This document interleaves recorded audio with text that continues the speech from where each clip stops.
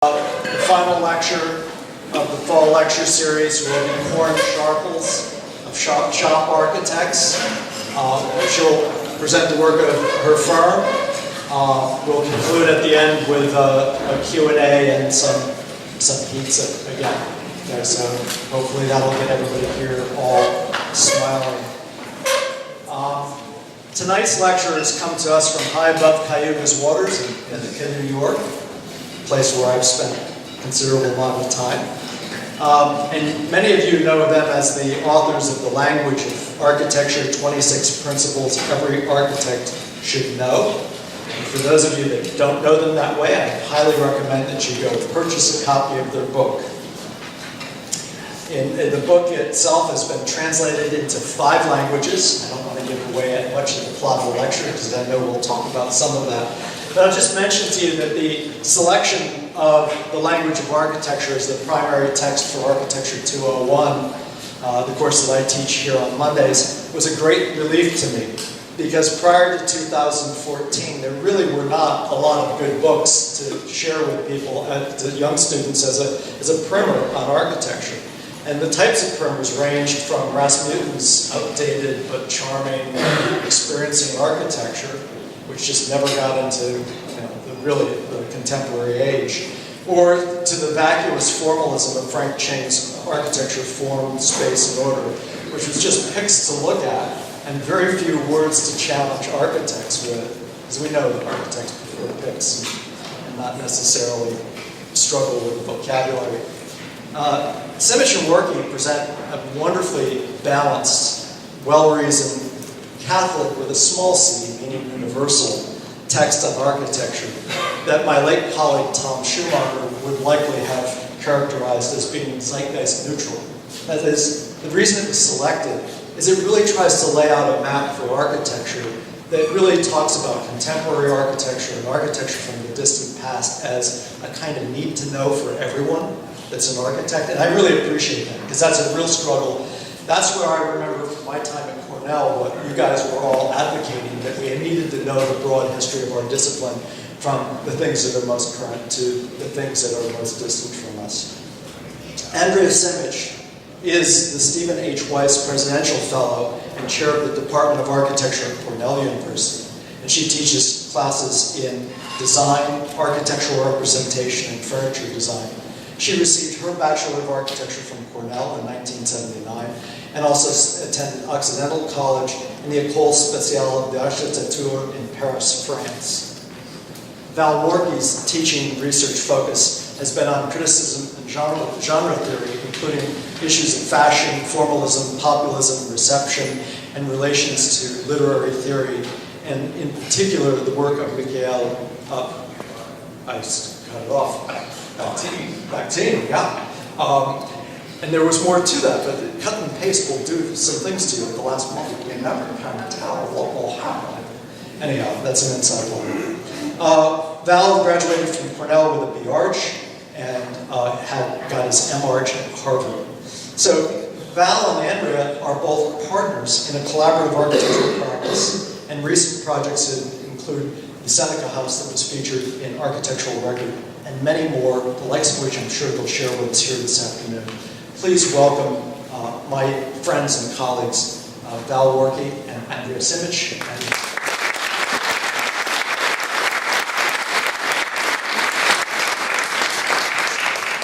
Thank you, Brian. That was lovely. I appreciate it.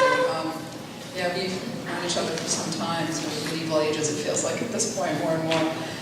So, yeah, I just, in case you're all wondering, I am Andrea. I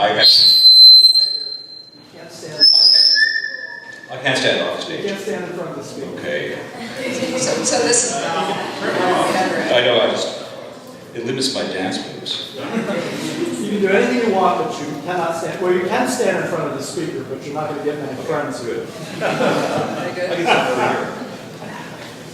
So, in trying to put together this talk, especially for this audience, as I think Brian introduced, we wear many hats, many individual hats and many collaborative hats. We work together in our practice. We are partners in life.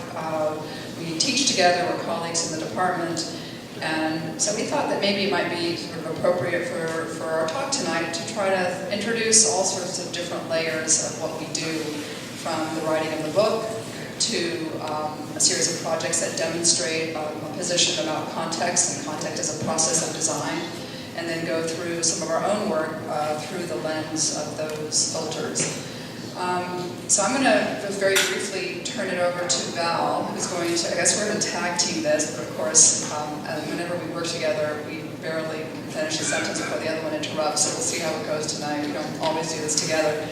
But Val's going to take over and introduce the book as kind of a general overview to a talk.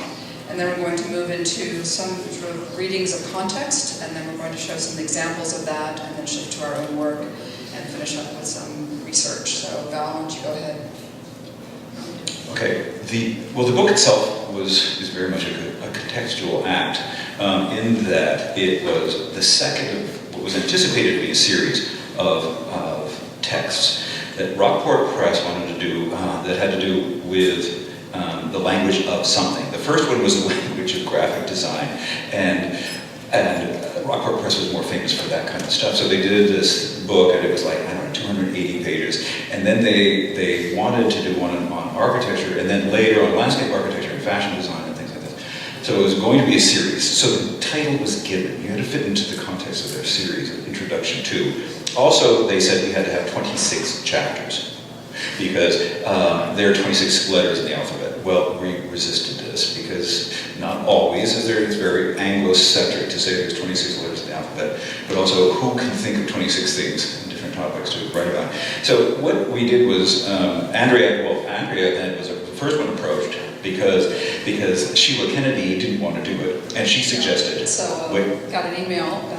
Don't do it in front of that. I think I'm okay with this one. Okay. Right? So I'm going to talk wherever I want with this one. I don't know. Well, we'll keep trying. So I got an email from Rockport Publishers asking if I was interested in writing this book, and I ignored it, and several emails later, or several months later, I finally turned to Val and I said, we really should consider doing this. We've both been teaching collectively, I think at that point maybe almost over 50, almost 60 years. And all of us faculty in the audience know that what we do in our teaching, often there's no record or no trace of it. So sort of finding there might be the beginning of a paradigm shift, we said, okay, let's do it. So the first deadline was, I think it was September 15th for the dummy chapter and the intro. So we said, sure, no problem. So here, the reason why we put this up here, I think it was July, if I'm not mistaken. Val and I sat exactly where, from the view that you're seeing, and sort of banged out what we thought would be a great list of design processes, of things that we think about that are important during the design process. So this is what we came up with. If you look at it carefully, I think it adds to a bit more than 26, right? So we were instantly paralyzed, like what do we do? What do you edit? What do you leave off?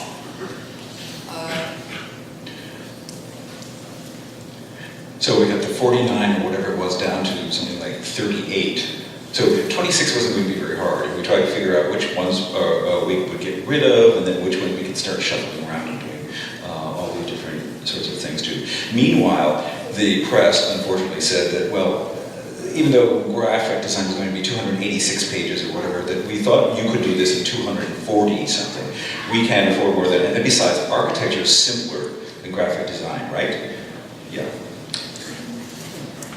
So these were the 26 specific chapters, and it took a while for us to even organize them because it wasn't something where you could do it alphabetically. So we tried to do it based upon things like the elements, general elements, givens, physical substances, ephemeral substances, conceptual devices, organizational devices, constructive possibilities, and then finally presentation.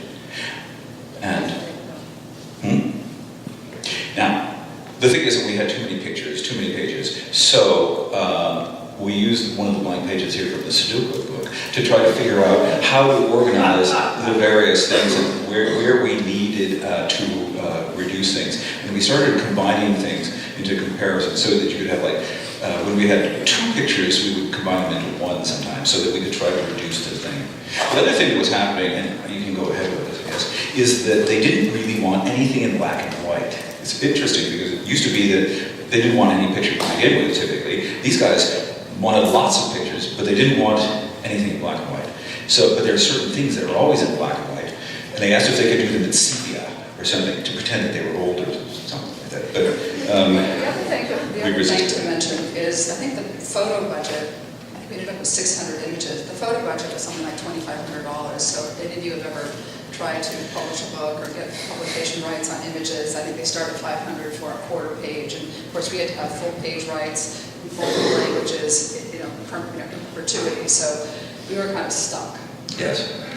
And this is, I suppose, where my being the Bakhtinian thing that you were talking about is important, because one of the things he discusses a lot is this notion of multiple voices and the idea that there's an author and then there's a whole series of narrators.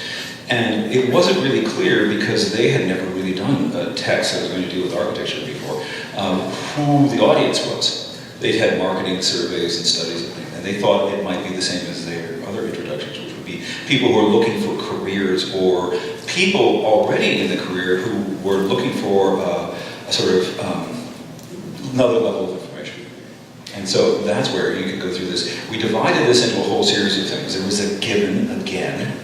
We had to have a 2-page spread for the first thing, which we thought was sort of extreme, but we were able to slip some of the text onto the first page, the second page. The left side was supposed to have a dictionary definition of the word that we were using, and I refused to do that. We both refused to do that, because I think the dictionary kills language, and language is always evolving, and I didn't want to use any specific terms of these things. So instead what we did was we summarized one of the concepts from the chapter and then did this. And so so there was that first thing, and then there was secondly, and then the next one was this thing, which you see with the funny lines. This is graphic designers.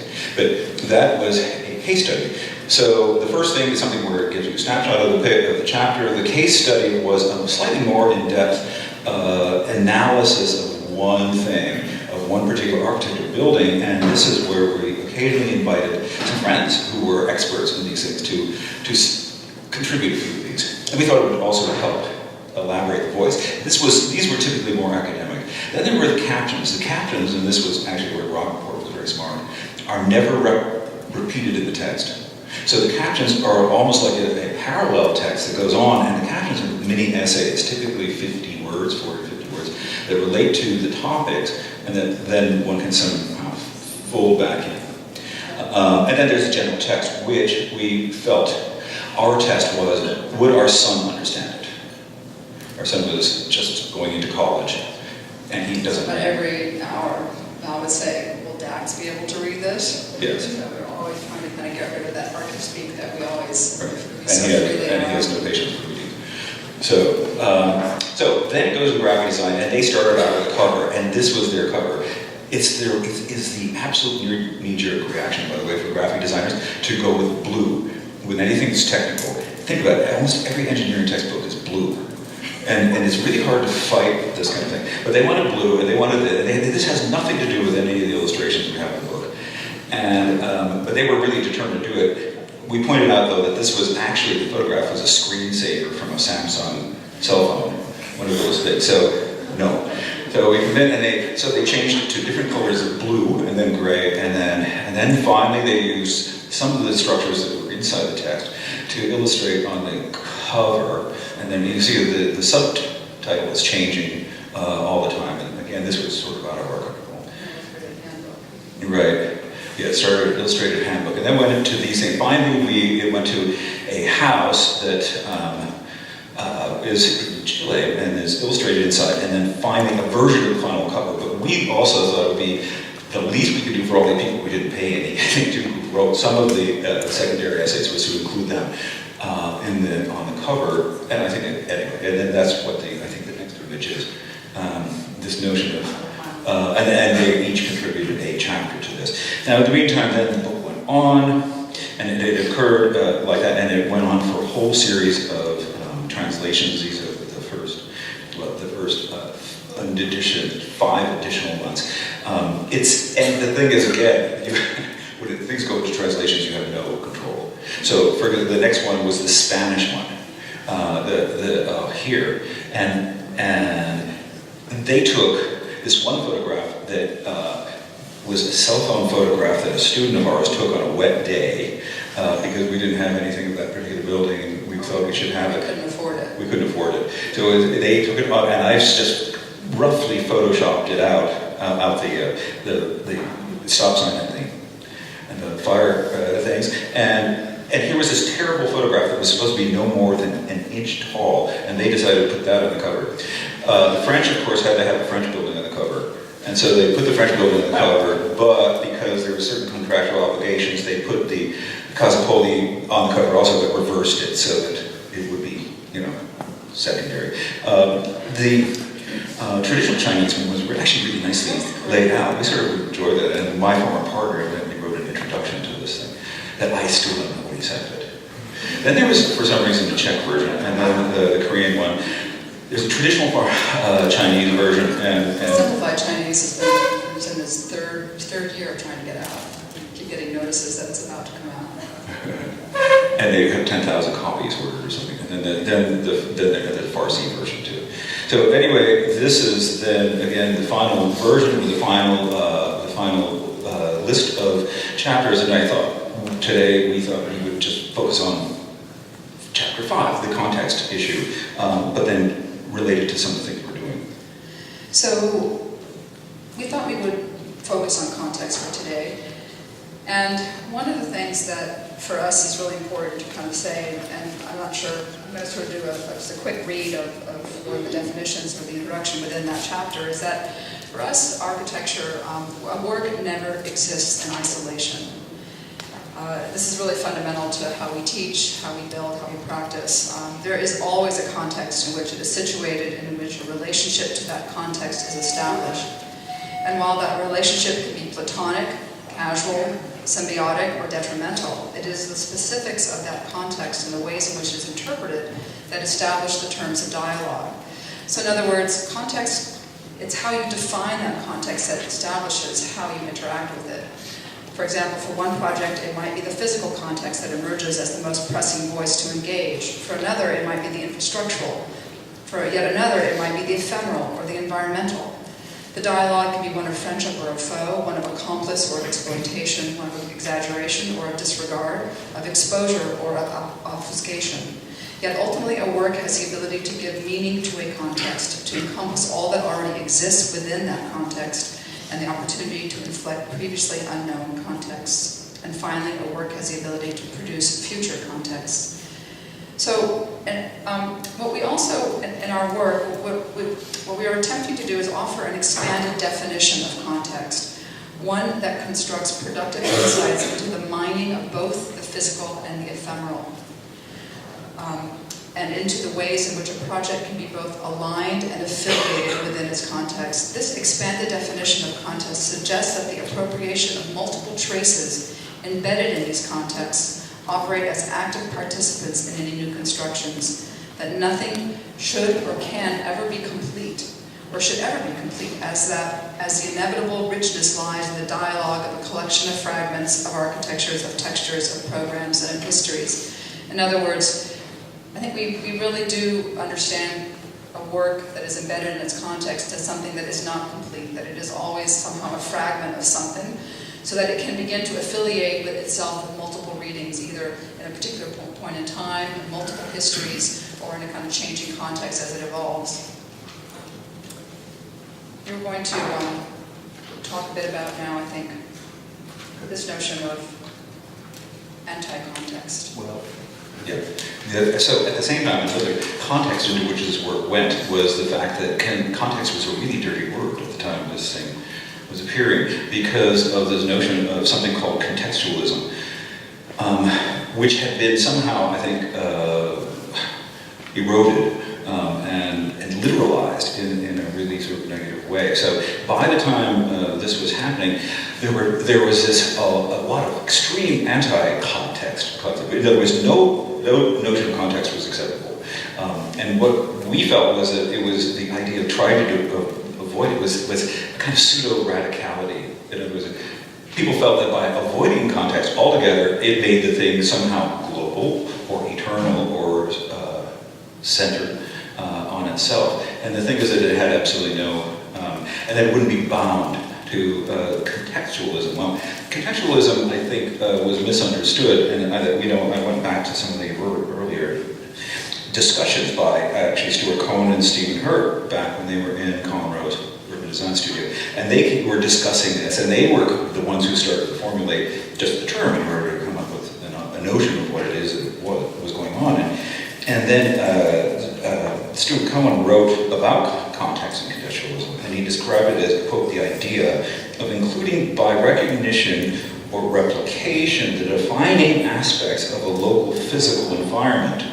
But then he goes on, and he astutely really recognizes an expansion of the term to include a variety of contexts, more local, regional, and societal manifestations, both formally and materially, with the simultaneous transferal of contextualism's implicit ideals to scales of architectural intervention smaller than the urban design study area, because originally it was primarily urban design, would permit a conflation of the approaches that were learned in Rowe's studio, as Cohen says, with those that one might learn at Yale from something like Venturi and that particular group. So what happens was that we decided that it was necessary to start illuminating on some of these, within this limited space, some of these various notions of context.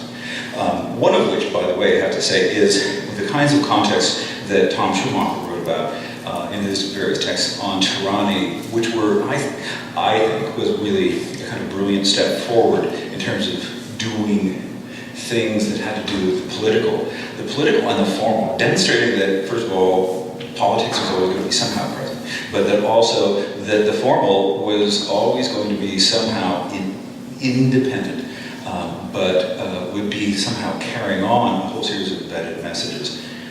Anyway, there was this notion of the context that was happening there. So what we're going to do kind of in this next portion is try to lay out two different forms, I suppose one could say, that of the way that context can work.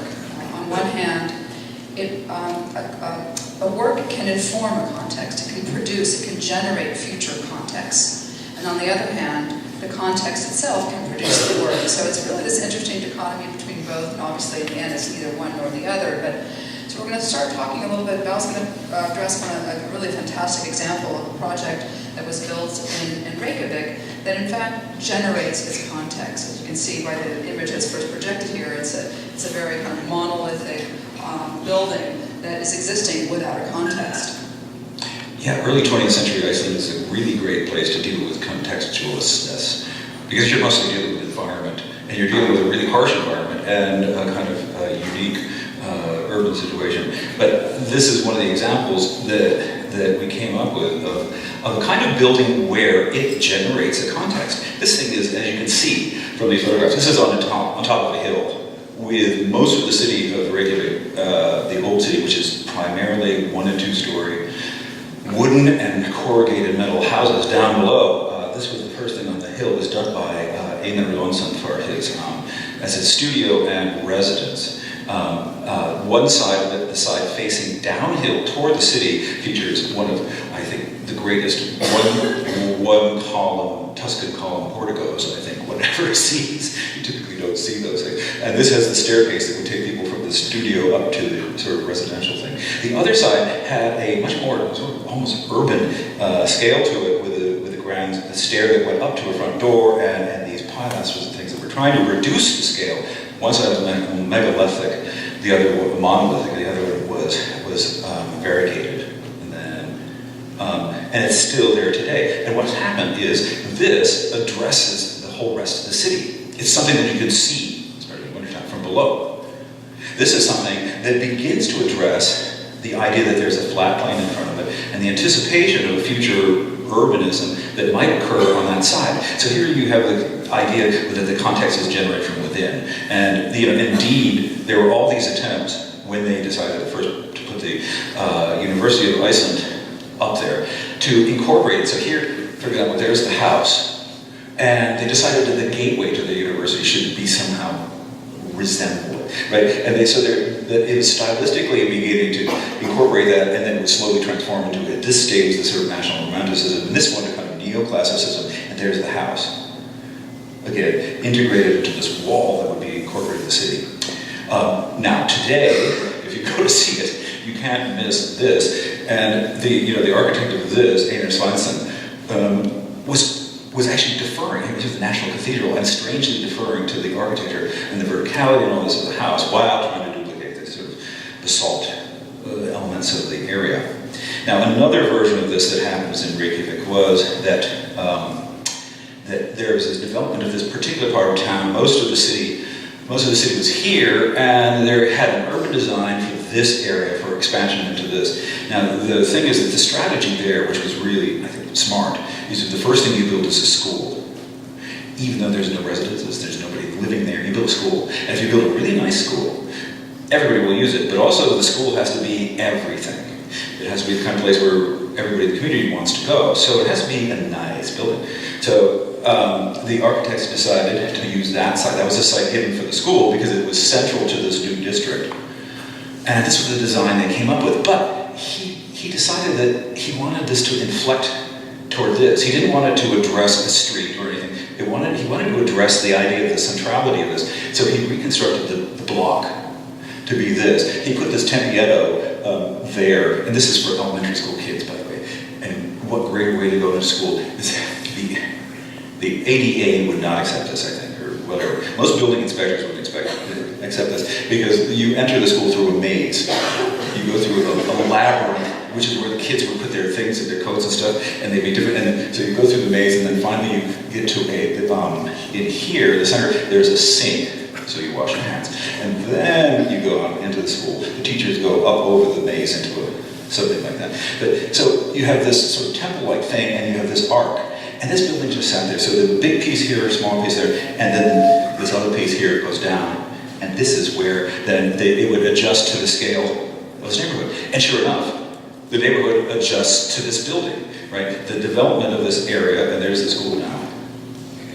The development of the area takes off so that the scale that was established by this becomes the scale of the individual houses along the street. This begins to set up a special thing. This, which I'm not going to tell you about, this is Rem Koolhaas's favorite building in Iceland. If you look at it, it's a theater that looks like a camera. It's very strange. But anyway, so anyway, this is how you get this notion of the construction that activates a context. There's another slide of this, I think. That's it today. So it pretty much has survived all of the people have weddings and everything in there, right? Because it's still such a popular place. So now we're going to shift to, in a way, a kind of small intro to another definition of context, a building that is informed and created and constructed through a reading of its particular context. And I think for a building to fundamentally connect to its context, I'd like to introduce a kind of refer to it as having weak form. And that might be a kind of oxymoronic term, but we're talking about strong projects that kind of have an ability to engage their context. But in a 1987 essay called Weak Architecture, Ignacio Sola Morales, he advocated for the strength of a weak architecture, one that adopts a posture that is not aggressive and dominating, but tangential and weak. So you might be wondering, well, what does it mean, a weak architecture? Well, I think it references back to an earlier conversation or topic that we introduced about context and about the ability for something to affiliate and align. And I think a weak architecture here is an architecture that has the ability to transform, one that does not claim authority and dominance over what has come before, and instead relentlessly pursues a conversation where the work is fundamentally conceived as another layer onto or into the context in which it is layered. A weak architecture is a palimpsestuous architecture, one that is composed of a whole series of layers that have not been fused, but each layer can independently begin to mine multiple readings of its context. Another, I think, important aspect of a weak architecture is an unstable architecture. It's sort of a follow-up on the notion that weak form is necessary for architecture to enter into unexpected relationship, and that an unstable architecture is able to affiliate itself simultaneously with various readings of the context in which it's situated. It's always producing alternative readings. An example that we think is really very clearly demonstrates this concept of a weak architecture is is a project by Luigi Moretti in Milano in 1951 to 1956 called Corso Italia. And I'm showing you a plan of it right now, a kind of nod to Matt Bell figure ground here, where it's, you probably can't really see what, in fact, it is, where the building is. And if I move to the next image quite quickly, one can see that that was where the building was. So this was the context in which Moretti started. He was given a project, and the program in itself, one might argue, is a contextual program. It's a hybrid program, one that has office building, parking garage, apartment building, commercial. And it basically formally oscillates between a figure and a field, between continuities and discontinuities, between flat and perspectival, between public-private, between figural space and urban sequence. In other words, it is the instability of the strong form that permits these fluctuating programmatic and formal boundaries. So I just want to say quickly that this is the traditional approach in Milan, of course, is perimeter blocks, especially even in the early 20th century. So the other thing that we're seeing here is what happens, and Italy's very provincial, what happens when a Roman goes to Milan? This is what happens. But it very much relies on its context if you look back at this, so that basically the context that he worked with really has, and I wish I had a pointer when I was working with works, but it doesn't seem to show on the screens. But the strength of the wall of the street and the part of the wall across the street are really important to be able to work within that, establish the field of the block. So very, very quickly, this is the overall complex, and I'm just going to toggle through a whole series of images that we've sort of modified to indicate how this project becomes part of multiple contexts as we toggle through. So here in this case, the piece that's outlined in red shows the relationship of this particular building and how it might affiliate or align with other aspects of its context. In this here too, it begins to establish a street wall, an affiliation of a street wall, and kind of oblique, so it becomes part of the kind of urban infrastructure. In this version, it becomes a kind of a corner detail. As you emerge from the park across the way, one can begin to see it as a kind of object, a kind of nose that's sort of emerging from that context. In this version here, it actually becomes a continuous surface that is folding, where the major street wall there on the left is folded back into the block, and it reemerges and continues down to establish the street wall. In this version here, the smaller scales of the office buildings and the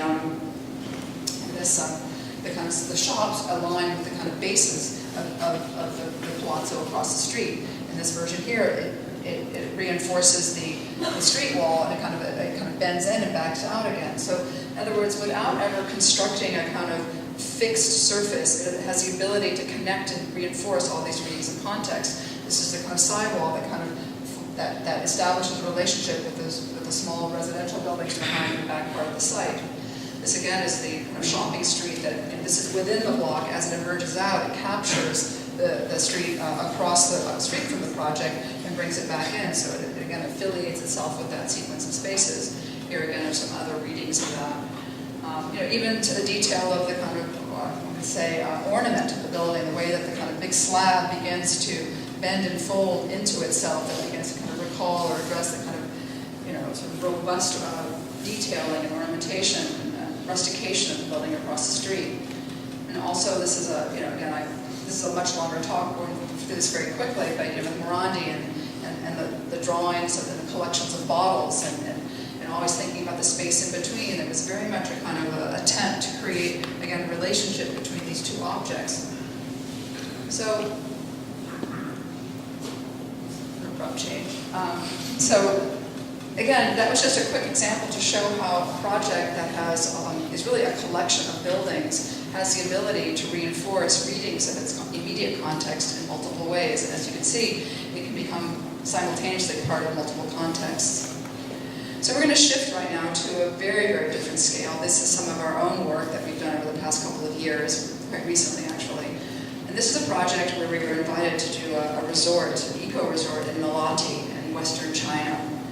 And this was one of the very first images that we encountered. These are our shots, a little bit modified, a little bit on the screen here. But when we came, flew to Beijing and then west all the way to the southwestern tip of the country of China, when we drove toward the site, we began to pass all of these trees, and they are very, very fast-growing trees. What is the story behind them again? It takes 7 years to replenish themselves. Yeah, they're really very quick. Mostly ash. So this gives you a sense of where we are. So this is where we come into Beijing here, flew into Beijing, and then all the way over to the, we have another image of that coming up? To the very northwestern part of China. So Malati exists all the way up in here. So you can imagine flying, for us it was quite a pilgrimage to this area. And it was a vast, a very beautiful, beautiful landscape.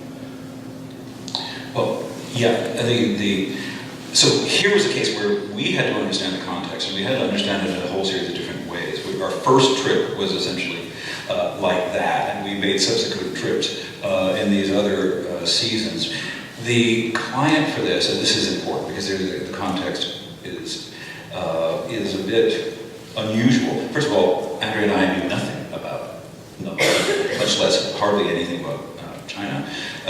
The client, though, was from Beijing, and he spent a lot of time here when he was younger, and was very concerned. This is the number one sort of liquid, what's it called? The thing you natural gas region in China. At least it has the most reserves.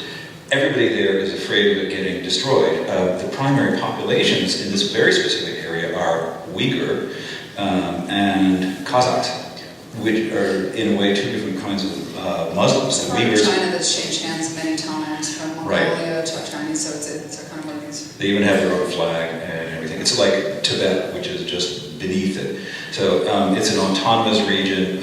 It's politically very, very difficult. The thing is that we were realizing too that we were brought in probably because we were outsiders, because we were others, and that there's an intrinsic distrust of the sort of native, well, of the Han Chinese in this particular area, so that for some reason we got along, and we indulged in everything. We had to learn about the cultures. We read about all the folk tales to understand what it is that they valued in the environment and the world around them. We had a whole series of very strange encounters with the government, for example, that we couldn't do a resort because it has to conform to the master plan. And we asked to see the master plan, and after 2 weeks they said, well, could you do a master plan? So we made a master plan, and mostly Andrea, and this was done in collaboration with well, what's now Rica. It was Del Rio and Carnicero, who were in Milan and New York. But with the four of us were doing all these kind of things. So, and Lorena Del Rio and Andrea did most of this master plan, which you'll see there, organizing the entire district. And the thing is, how do you preserve this? How do you preserve its nature? And it is incredible in nature. It's, as you can see, it's right up against the border with Kazakhstan. It has a major river, a beautiful river, the Ili River, which is the sort of life to this entire valley, moving through, and the site itself is essentially sort of right in the midst of the most conserved, necessary part of the thing, which is actually identified as a national park, national forest. That's the area that's seen from the air, and so these were the kinds of, this was the initial stab at the context. As we saw, we were also dealing with some of these kinds of things that we could identify from the traditional constructions in this area and nearby, which were things like this notion of covered walkways, specifically covered walkways that connected pavilions, the way that the landscape would be controlled by sometimes natural and artificial rocks and follies and things, and the idea of the gateway and all this. This was a view of one of the villages as we were arriving. It's sort of amazing because obviously it's also in the bottom and around the valley. It's very agricultural, very important for that. You can see these rows of trees. These things we actually took from the airplane, but it was very much present. These incredible agricultural constructions. And these towns, which were primarily Uyghur, were developed with this sort of gridded infrastructure. And we were taking these kind of things and trying to analyze the notion of this, and as in terms of primary elements. There was typically a cooking place, kind of living thing, a bedroom house, and all these different kinds of things. And then the expanded family would begin to expand inward into these courtyards. And of course, they were all surrounded by a wall, a perimeter wall through which these sort of additions kind of attached themselves to. So that became really important later on in the development of the project. They were really good at building walls. It seems that wall building was the best of the construction techniques that they had, which had to do with, first of all, there would be these river stones, which were kind of terrible to build things on, but then there would be typically low walls on the river stones, and these would be brick, and they would make their own brick masonry, and that was good to do. The other thing is the Kazakhs, on the other hand, were primarily nomadic, even though the government keeps trying to build them houses more permanently. And typically, actually now, the women of the family and the children will sometimes stay while the men go away in the wintertime. Otherwise, they all go in yurts up to this incredible field on top of the mountains so that the animals can range free. And this is what happens. So one of the criteria as we got into this is that we had to be able to have something so that no migration pattern would be, of any of the animals, even the wild ones, would be disrupted, which is why it was important for us to see it in all the different seasons. So these are the kind of things that we were finding in the area, this notion of their construction of these latticey connectors between constructions. And this is where, this is the notion of the sort of series of designated pavilions in these areas. So this is where we had lunch. And we were also trying to think, okay, what happens? How do we touch the ground? How do we deal with the basic structure? And we thought, well, the things that walls could do is, and we just divided it into two strata. There's the dragon, which is this typical continuity thing, and then there's the ribbon, which begins to spiral in and of itself. So what we just went through is another reading of context, a whole series of readings that have to do with more the ephemeral. They're not things that you find on a map, they're not things that you read in books, but basically through like observations of migratory paths, seasonal conditions, flora. These were the kind of things that for us really began to resonate as sort of significant context for this site, because in the end there was really no constructed context within the site itself. So this was the site itself.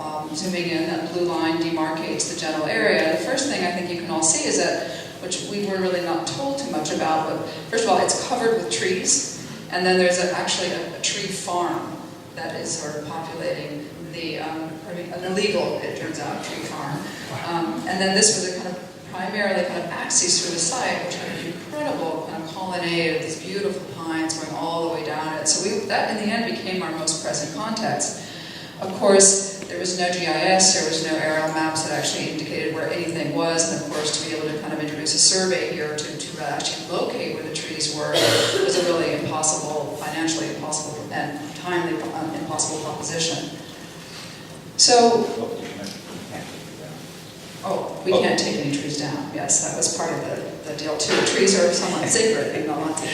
So you can imagine, is this a tree? Is this a tree? Where is the tree? So with every project we begin as a series of sketches that start off, and we won't talk about each of these at all in any way, but if loosely top left across, read it across in bands, a whole series of alternatives that really begin to mine how we might understand the context and how a project that we would produce there would begin to respond and affiliate again itself with various aspects of context. So, there's a big hill, huge mountain on one side and a river on the other. So we were trying to kind of find ways to kind of staple or stitch these two contexts together. These were variations where we were really mining the whole business of the axes as a kind of series of kind of elements that might have we cross that axis to connect the hill, the mountain, the field, and the water. And we sort of, we went through all sorts of different iterations. We went to a mat scheme, which was more kind of a field or a surface in which we would sort of excavate sort of the figure ground of the courtyards that we showed you earlier, that one would sort of have a kind of mass and then have a series of elements that were removed to kind of create courtyards. And then we finally began to kind of focus on this wall, this notion of a kind of meandering wall that would begin almost like a snake that had eaten a mouse, that would come, that would basically meander, would have the ability to kind of wander through this landscape and expand and contract depending upon, based on program, based on orientation, and so on. So this is something that sort of really began to kind of resonate with us as a possible way of dealing with a very complex program, which was a whole series of public buildings. I don't know how many villas, there was 50, 60? No, there was supposed to be, I think, between 17 and 50. Okay, so again, everything was very openly up in the air. loosely, but the idea that we had to come up with a kind of something that would be able to negotiate the specifics of context and also be able to transform itself without losing its soul. So that was sort of became a really important lens for us. Yeah, and all of these are essentially abstractions of those images that we had seen of villages and some of the other constructions. One of the things I didn't point out is that even in the cities, they actually strangely had a lot of glass, because they used trone wall construction for almost everything. So they would have large glass walls with brick walls, typically a meter behind them. So this odd sort of construction. So we were looking for variations of that. So this was a really first sketch model, and again, so this is the T-shirt coming out, to be able to kind of produce a work, to kind of iterate through a whole series of sketches, models, three-dimensional, two-dimensional, to develop a conversation with one's work really begins to allow you to sort of focus and get much, much clearer about what your intentions are. So this was a really first sketch of a series of the trees, the shadows of the trees, the points of the trees, and the ability for this line, this wall, this sort of graffiti line, to be able to kind of weave itself in and out of that context. So this is the plan, the sort of master plan that emerged from our conversations. Again, it's I think you can all see very clearly, and we'll delaminate it for you in just a minute, but there was a kind of primary axis that we all found together that was at the kind of really, very surprised, very honorific axial street or road, no cars, but accessible. And then through that, we thought, okay, let us take this notion of the winding river, the winding path, the ribbon that moves through, through rituals, and begin to think about it as a line that would actually move all the way through the site, negotiating all sorts of different kinds of conditions. And that line, on one hand, would be a series of paths, on the other hand, would be a series of more sort of accessible paths for pedestrians, paths for animals, paths for human beings, and that would then transform itself into a much, much larger structure, which would be the kind of public building. So again, we sort of thought about, this sort of singular, in many ways, concept that might be able to expand and contract depending on, and satisfy multiple aspects of both program and site. So here we just go through, we delaminate all of those different, so there's the principal promenade. These all had kind of text that went with them that describe what we do along the principal promenade, with the villa promenades, the public buildings, the actual villas, the agile promenade, which was the running tracks, the sport follies, which were places for yoga or for chin-ups or whatever. There was the leisure promenade, which really dealt with the landscape in a very, all kind of at the same elevation. The leisure follies, which were related to that, for like a barbecue pit or a soaking pool. And this would be a resort where everybody would go, with large families. So like the leisure promenade had to do with, that was like the grandparents' promenade, where we would go, where you'd stay on the same contour and you hardly ever have to change, but you'd hit all of the major features. Now then there would be the kids' promenade, which were these things where you go up and down for no apparent reason. And run up the hill, run down the hill. So this is an expanded model that sort of began to, again, create a kind of, to abstract the site to its primary conditions, which was a kind of valley, which was surrounded and embedded with trees, which then this sort of line that we had constructed began to negotiate back and forth. And of course, the line, we had no idea where the trees really were, and the idea was to go there on site and begin to construct the project there, and the contractors would come up, the men who would build this project would have concrete bags on their back and then go into the site. So there was a really sort of low-tech concept of construction. So this project had to be able to sort of expand and contract. So we just sort of went through a series of exercises, and I hope you can see them that's stronger on that one, where this could, really ultimately be, move from one to the other. So going back again just to see that, so the idea that this could actually get quite tight, we call it a starfish, and then it could get larger and larger, and it could gesture more toward the water, toward the river, toward the mountain, depending upon the conditions that we found on site. So this was an early rendering of what it might be like to actually have this sort of public building, which was based upon, again, a kind of a frame structure, which recalled in fact, we were thinking about how we might actually build it with the wood from the context, because it was a very kind of renewable form of material. And that would basically construct a kind of a trace of this path within which volumes would then hold the more sort of enclosed, winterized structures. And that was an image of what it might look like in the evening. So again, this is a model, again, back to the top here, is an earlier model that we made, which reinforce his notion of the building as an extension of the trees, even though a much more sort of Cartesian system. And then which really recalled the series of paths and path structures that would exist throughout the landscape. So this was the idea that it would be a very light structure that would sometimes be large enough to hold enclosure elements that were enclosed, and other times would be left open. So again, cycling through these fairly quickly, I think this one is a little bit small to see the specifics. We're going to zoom in. So you can begin to sort of discern the relationship between the structural systems and the volumes that were contained therein. So at this point there was a hotel, there was a spa, there was a library, an exhibition room, there was playrooms, there was restaurants, restaurant administration building. So again, something that this building could get skinnier, thinner, wider, fatter, depending upon the programs that were within. But there was one system that was fairly consistent, a very small set of details which could then be executed very simply on site. Again, closer. Water continued to play an important role. There was the soaking pools, the swimming pools, the idea that the water from the river would actually kind of come through the side of the melting snow in the spring would create pools that would again kind of demonstrate or render physical and present the seasonal changes. So this again is just a small, just a diagram yet of the relationship between the overall structure of the building and the sort of inserts where we needed winterized in climate control. Because of course in the winter this got, the first time we went there, I think the snow was up to here. That's why we got the job, because we wandered happily through the snow up to there and nobody complained. Right. And I look like Santa Claus. So we really, this is a theme that will come up again later, but this notion of variations on a theme, we felt it was very important to, rather than have to solve local problems one at a time independently of each other, to have an overall project that would then be able to accommodate a whole series of variations. So the project here, as you can see, the landscape was very topographical. It would bend down, it would rise up, it would kind of gesture in different directions toward orientation, toward morning light, toward animals that would come up to it. So the whole thing was really meant to be something that kind of evolved over its length. So this again was one of the studies that we did for the vertical surfaces, not surfaces but the elevations, both in terms of the glazing, but more specifically in terms of the structure, that was sort of taken from this notion of the trees again. In Nalati, these are kind of details of a kind of larger scale, again, always sort of present within the primary structure, captured places. So this, for example, could be an exterior circulation that would walk, they could walk through the entire public building without going into it, and then cladding studies for actually how this sort of the trees of Nalati might become systems that would actually attach themselves to this sort of very simple frame.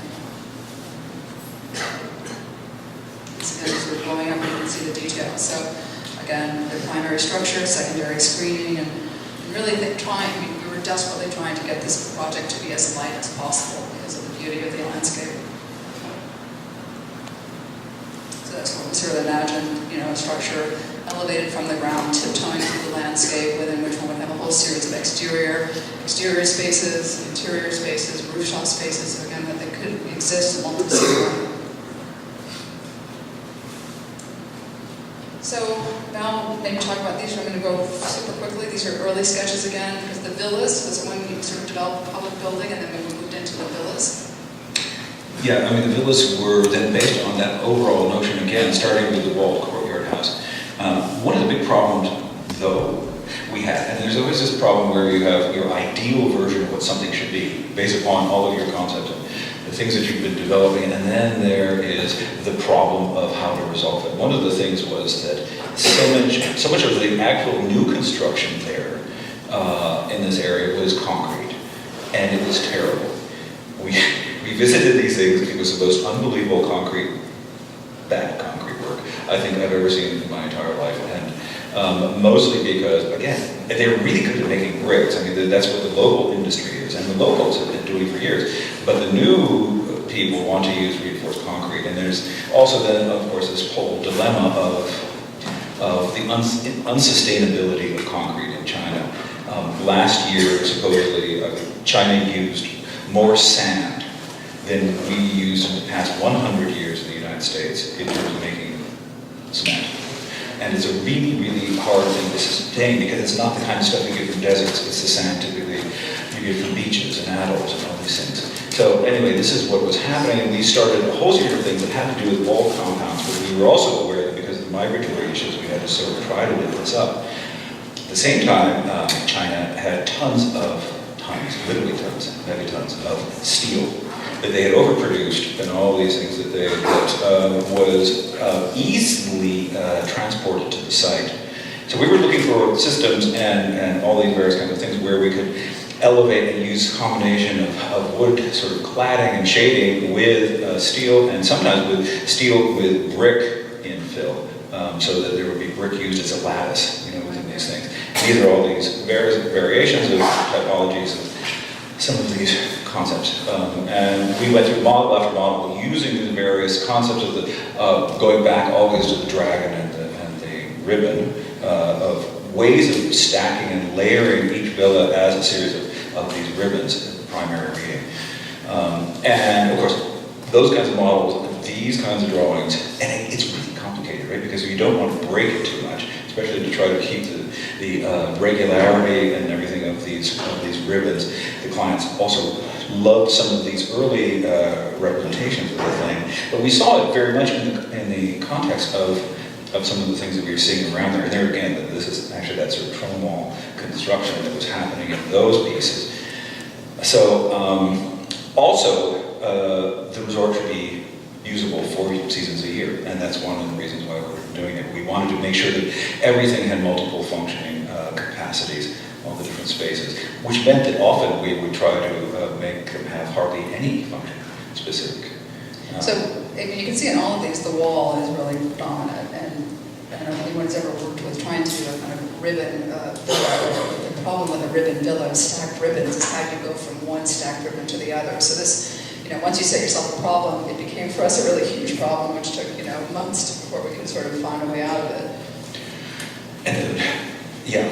And so, I mean, the idea, typically each villa would have its own pool and all these things. I mean, they were pretty elaborate things. But you see how things like that on the left are really, and of course that's ideal without the verticals and things. I mean, they're based upon a lot of notion of concrete construction, which wasn't going to be very plausible.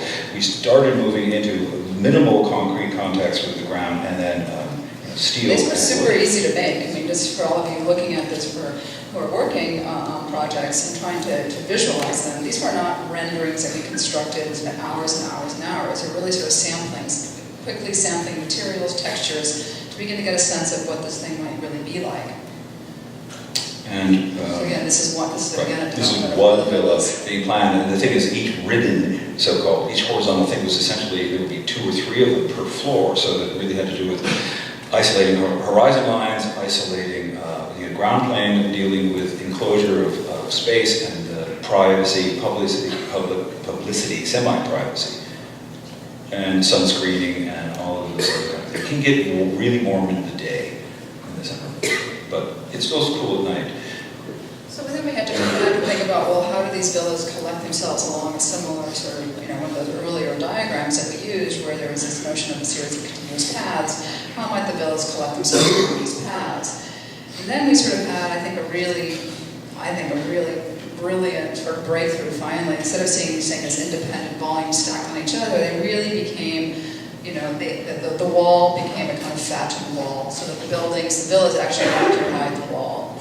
And that, I think, was something that really allowed us to have maximum flexibility in terms of how they might be developed. So if you look here on the lower right, that's where their first iteration. So there was a path that began to connect them, like pearls on a string or chains, or charms on a charm bracelet, that began to collect the villas and into these sort of compounds that would kind of create kind of smaller kind of complexes within the larger complex, but still always become, the building itself became a path.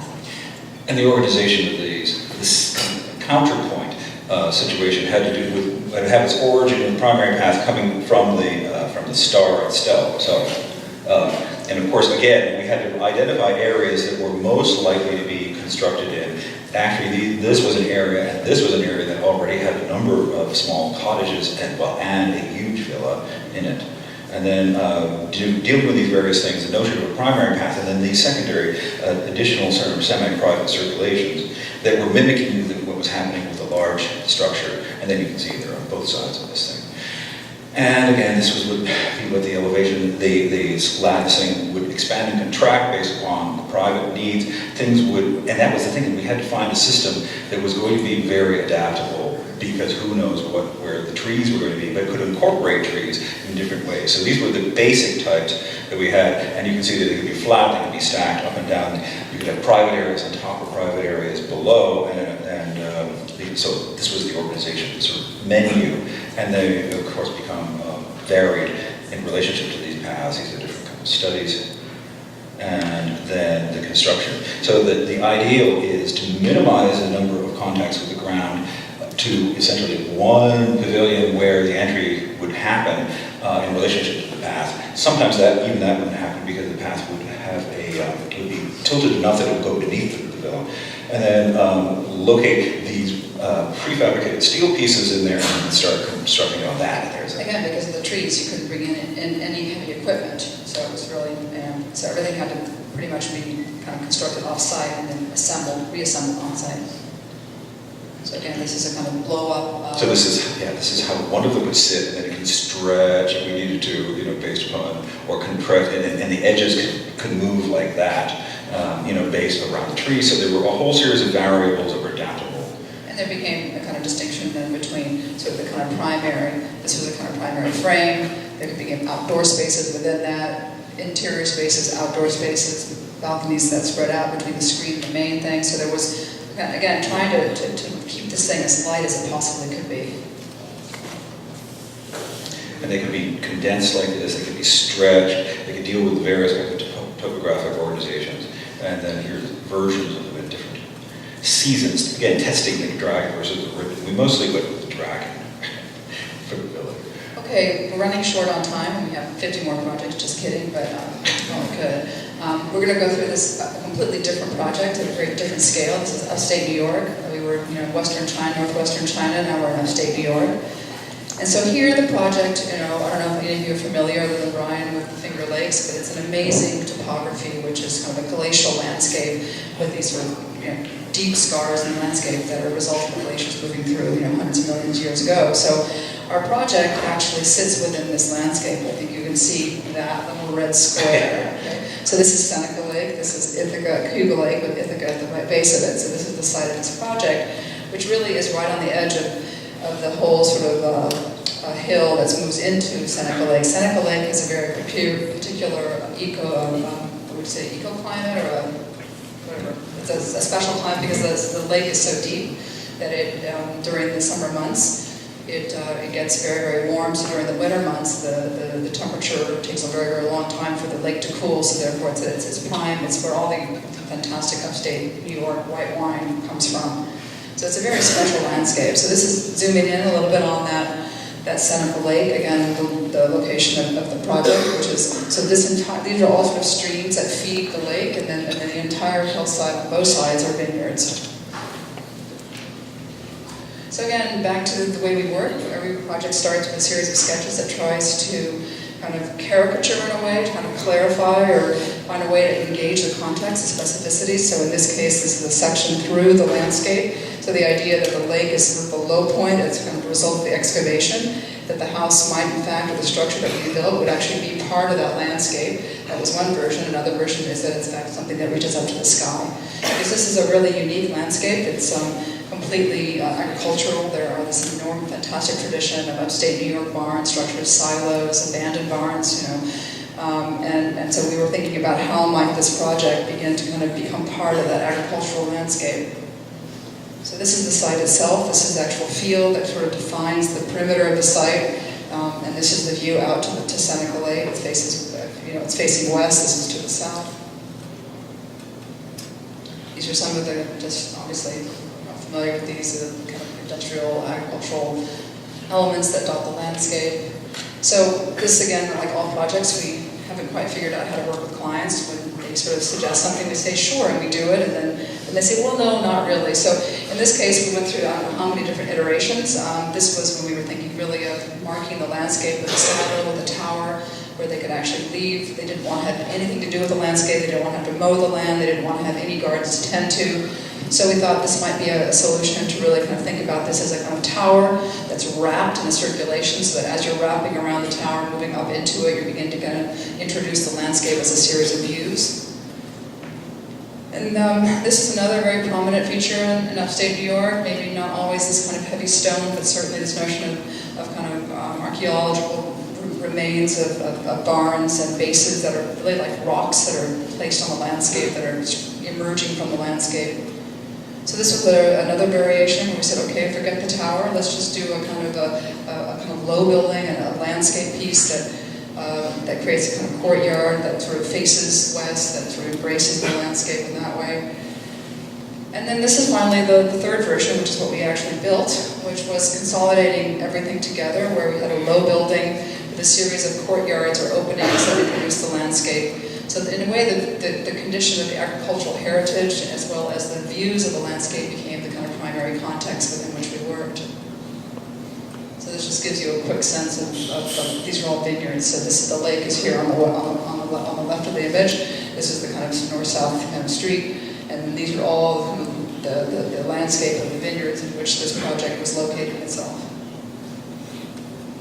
So this business of the view was really important, so we set about, through drawing, a series of perspectives. This one was very much a through perspective, trying to establish a foreground for these images that were collected throughout the landscape. And I'll go through these very, very quickly, but this was, again, the way in which the project wasn't designed in plan. It was primarily designed as we called it the cheese house earlier, but as a house that was really a block through which elements were excavated to create these views. The client is an artist, and these were her pieces, and part of the program for the project was that it really be able to construct views that she would be able to paint. And her husband was a chef, a very famous chef, and cheesemaker. So. Yeah. So again, this was trying to, once again, think about the organization of that big block, and I think both, on one hand, it was a collection of views, of images, of perspectival paintings that were brought in to hang on the walls that were literally kind of from the outside. We had a series of programs. There was a program for the mother's apartment, for the main apartment, and for the studio. It was also a sense of starting off with a mass, a series of elements that came out of it, and then a series of elements within the house that would construct the objects in a way within the context of the four walls. So this, there are the diagrams. Again, for us it's really important to understand the diagram for a project, to be able to think about what are the kind of criteria that drive the decision-making process. So these were the kind of four categories where we start off with a primitive, we call that the primitive, the kind of main volume of the house, which then gets to be transformed. So this is sort of four different interpretations that answered a whole series of different problems that we had to deal with. And this is a fairly pixelated plan, but we don't really have to go into the plan.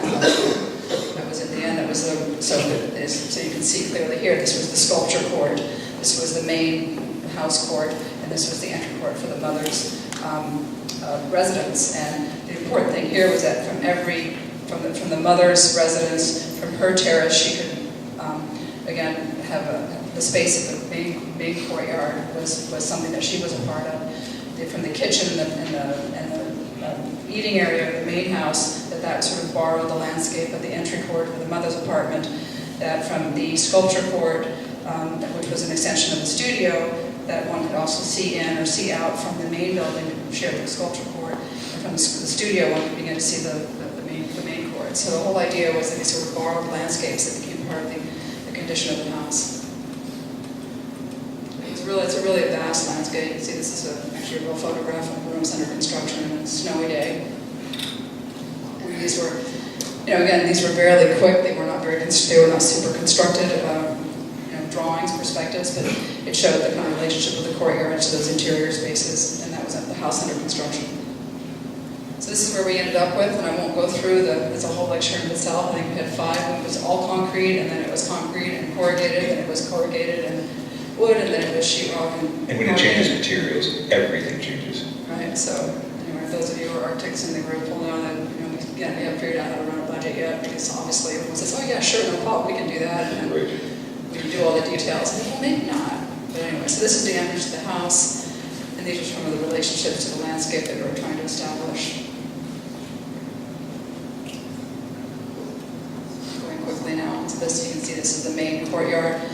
Terraces. This is from the bedroom terrace, which is a living room terrace to looking to the mother's apartment's terrace. Establishing these views. I think we could probably end with that one.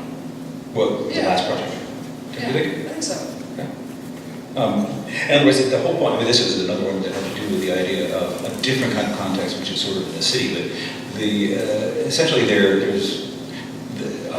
it repeats much of the same notions. I mean, we're always finding that context exists in a lot of different places, not necessarily in the most obvious things, and actually probably least of all in things like details or specific aspects of something that is somehow copied.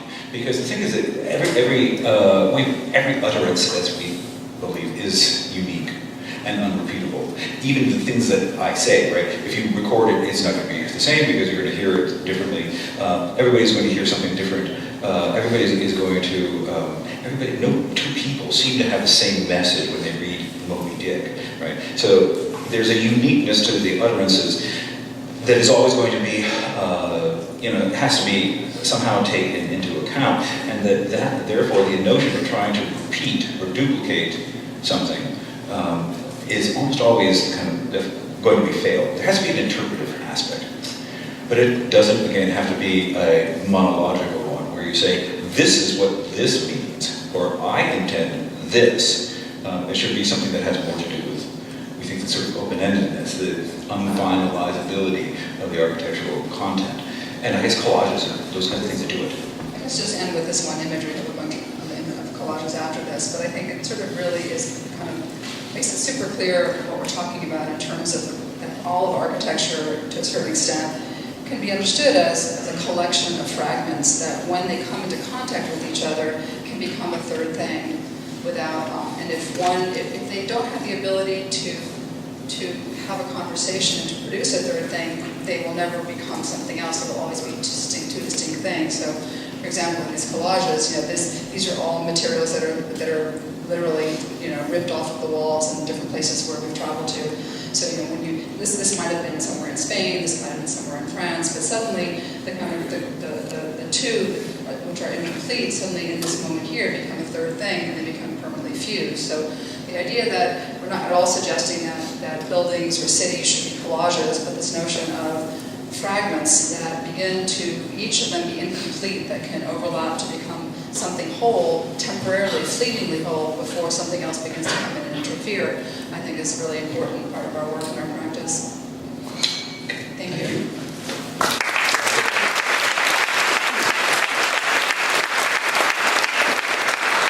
Thank you, Andrea and Val. I think we have a little bit of time for some questions. If there are some questions out there, happy to entertain them. Those of you in Architecture 600 trying to site a building in a sensitive landscape. Does this ring any bells for you guys? Yeah? Any questions from you folks? You're smelling the pizzas. What's happening, right? Yes? I have a question about your project in China. Were you on site for the majority of the construction part? Because I wonder, you said it was low-tech construction. And If you can imagine my answer right now, who's going to guess? We cleared all the permits, and then the government changed. Actually, one of our colleagues who was working on it did a house nearby, and that was where we were sort of testing things out, and that's where we learned about the local crafts. Well, not the local, but the imported craft types. And then what happened was, the government changed, and they said, well, thank you very much. We're going to keep your plan, but we may not build it this way. We feel that someday, if we ever Google Earth it, we'll probably see it. But to answer your question, we had aligned ourselves with an architectural institute, which is how one has to build in China. And somebody from our practice in Madrid was moving to China to work with the institute to develop all the specific working drawings. I had to have him know the codes and the engineering. And then he was then going to go on site and actually participate in that. So we were very mindful that we had to be there, otherwise it would never get built. It would just be a skin. Anybody else? Any questions?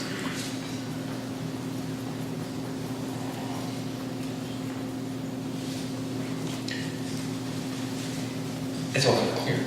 So it's back. I'll just say thank you once again. It's been great to be able to see the work that Andrea and Val have been working on. It actually kind of threads things back after having read and reread your book several times now for the past 3 years. Very exciting. Very happy to have you guys come here and spend the afternoon with us. Thank you very much.